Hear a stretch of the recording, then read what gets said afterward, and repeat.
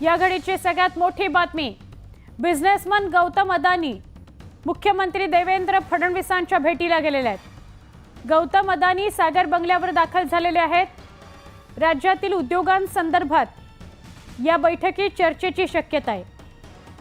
Businessman Gautam Adani वेगवेगळ्या कारणांनी चर्चेत आलेले होते। आता जेव्हा नवं सरकार स्थापन झालेलं आहे तेव्हा देवेंद्र फडणवीस, मुख्यमंत्री देवेंद्र फडणवीस यांच्या भेटीला गौतम अदानी सागर बंगल्यावर दाखल झालेले आहेत। महत्त्वाची माहिती आहे, राज्यातल्या उद्योगांसंदर्भात या बैठकीत चर्चा होईल अशी माहिती मिळते आहे। विरोधकांनी गौतम अदानी यांच्यावरून रान उठवलेलं होतं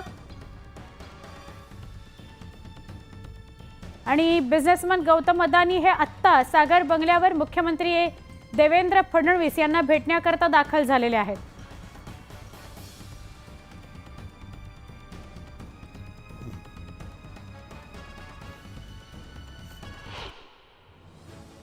पुन्हा एकदा वेगवान स्वरूपातल्या घडामोडींकडे वळूया।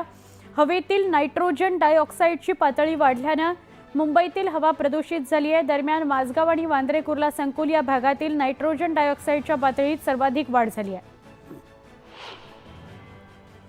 नाशकात धार्मिक स्थळ जवळ असताना मद्य विक्री केंद्राला परवानगी दिल्याने वाद झालाय। सातपूर इथल्या नागरिकांनी जिल्हाधिकाऱ्यांकडे तक्रार केली आहे। सातपूर परिसरातील नागरिक आक्रमक झालेत। खासगी वाहनांची संख्या वाढल्याने मुंबईची हवा अधिक प्रदूषित झाल्याची माहिती एका अहवालातून समोर आली आहे। वाहनांच्या इंधनातून बाहेर पडणाऱ्या नायट्रोजन डायऑक्साईडमुळे प्रदूषण होत असल्याचा निष्कर्ष काढण्यात आलाय। फेंगल चक्रीवादळाचा प्रभाव संपुष्टात येताच मुंबईत पुन्हा एकदा थंडीची चाहूल लागली असून मुंबईत रविवारपासून किमान तापमानात घट झाली आहे। हवामान विभागाच्या कुलाबा केंद्रात सोमवारी प्रथमच किमान तापमान 20 अंशांखाली नोंदवलं गेलं, तर सांताक्रूज केंद्रात मोसमातील निचांकी तापमानाची नोंद झालेली आहे।